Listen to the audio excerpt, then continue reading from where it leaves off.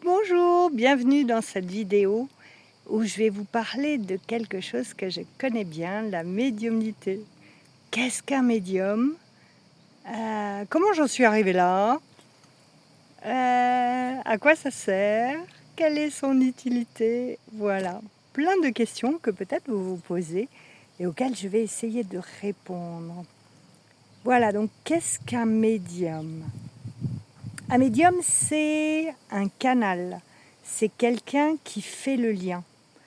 Comme un transistor, je vais me brancher sur une fréquence particulière pour permettre à cette fréquence de transmettre un message à quelqu'un de vivant ou à une personne. Voilà.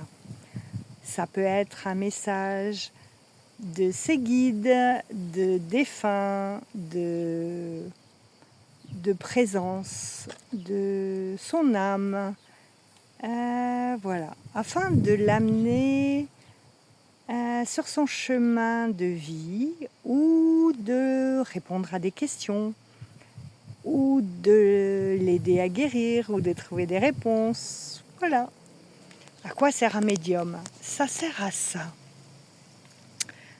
Comment moi je suis devenue médium? En fait, je crois qu'on l'est vraiment. Depuis toujours, sauf que moi, petite, je voyais des choses, mais on me disait que non, non, ce que tu vois, ça n'existe pas, dors, t'inquiète pas, le petit bonhomme qui est sur l'armoire, il n'existe pas.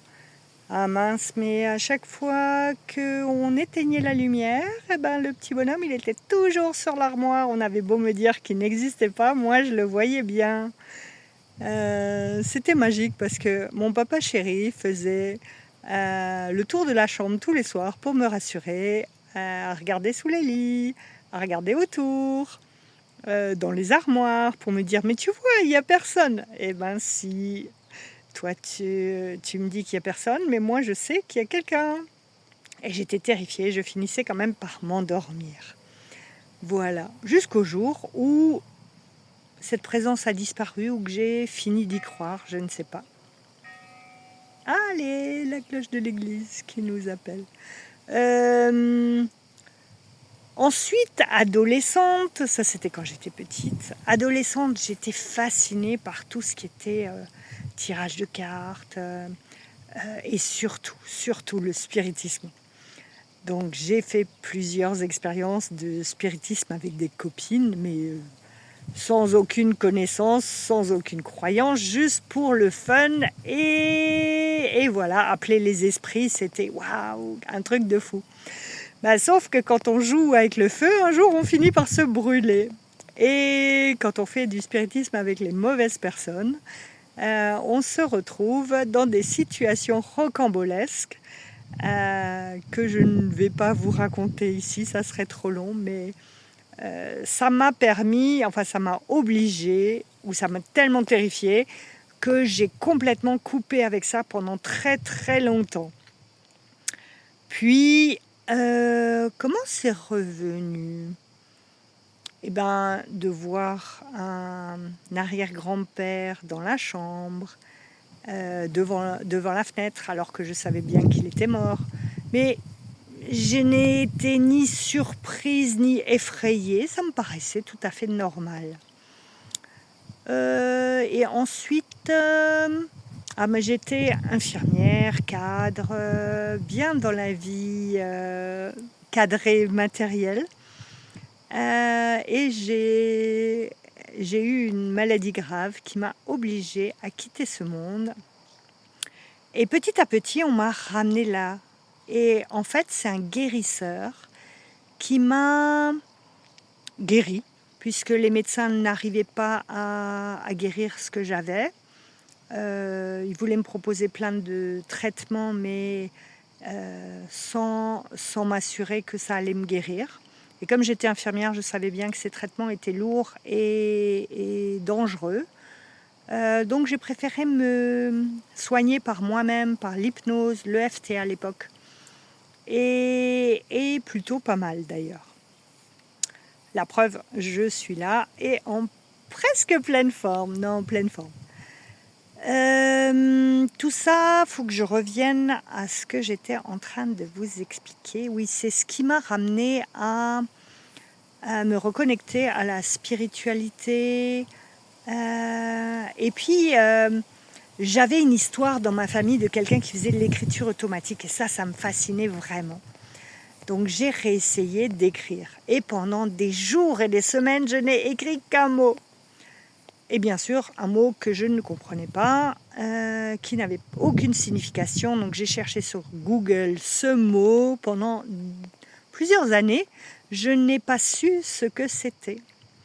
Donc bon, ok. Et puis au fur et à mesure de mots, les mots sont devenus des phrases et les phrases des lettres. Et j'ai fait de l'écriture automatique en connexion avec des présences invisibles, on va dire, multiples.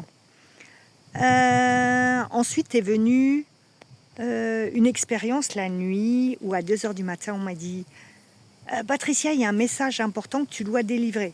J'ai dit non, mais attendez, il est 2 heures du matin, vous croyez quand même pas que je vais me lever, prendre un papier, un crayon et je vais écrire.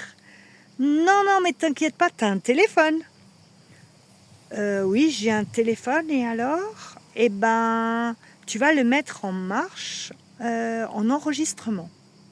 Ah, j'ai dit non, ça, vous allez pas me faire ça. Non, ça, c'est pas possible. Un truc qui sort de ma gorge. Non, je suis pas d'accord. Et puis, ça insistait tellement. C'était où je devais me lever. Donc, j'ai pris mon téléphone et je l'ai mis en enregistrement. Et là, j'ai commencé à parler avec des voix qui n'étaient pas la mienne. Donc, j'étais aussi surprise que vous, peut-être aujourd'hui. Et les messages étaient très importants à délivrer. Donc j'ai dû délivrer des messages et c'était vraiment pas facile pour moi, pour des gens de mon entourage. Voilà, donc ça a été parler. Et puis j'ai eu la chance de rencontrer quelqu'un qui m'a parlé d'une école de médium en Angleterre. Et comme moi j'aime bien tout comprendre, bien tout apprendre, que j'avais besoin vous savez, d'un papier avec un tampon pour valider que je suis bien ça.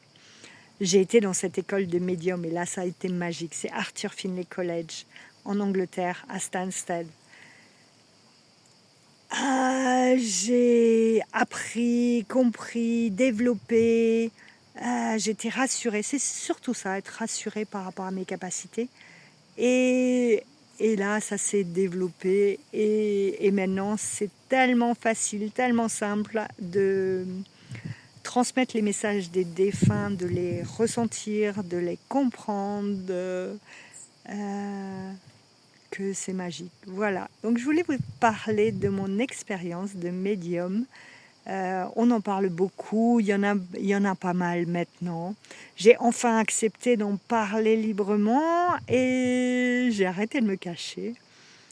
Donc voilà, une petite expérience ou une grande expérience.